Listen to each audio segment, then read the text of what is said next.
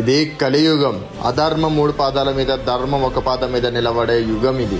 యుగంలో మనం ఎవరిని నమ్మినా మోసం చేసే జనాలే నమ్మకంగా ఉండి మోసం చేసేటోళ్ళు ఉంటారు. అలాంటి పాపకర్మాలను మనం బొడగొట్టుకోవడానికి మన అదృష్టం భాగ్యంగా ఈ యొక్క చెరుగట్టు రామలింగేశ్వర స్వామి ఈ యొక్క కలియుగంలో ఉద్భవించిండు. అది కూడా పరశురాముడి యొక్క అంశతో పరశురాముడు పెట్టినటువంటి యొక్క శివలింగం.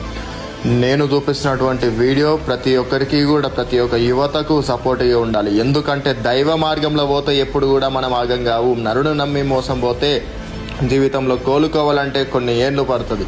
కానీ అదే భగవంతుని నమ్మి పోతే ఎన్ని కష్టాలు వచ్చినా, ఎన్ని బాధలు వచ్చినా భగవంతుడు మనతో ఉంటాడు అనేది ఈ యొక్క యుగంలో చెరుగట్టు రామలింగేశ్వర స్వామి సత్యాలుగా చూపిస్తున్నాడు.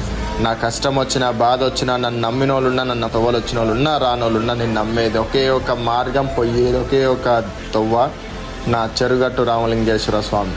ఆయన నమ్మినంతసేపు ప్రతి ఒక్కరికి ఏ కష్టం ఉన్నా కానీ తొలగబట్టే అంత శక్తి ఆయన దగ్గర ఉన్నది. ఆయన పాదాల కిందనే కలియుగం ఆడుతున్నప్పుడు ఆయన పాదాలు పట్టుకొని శరణగోడంలో తప్పు లేదు.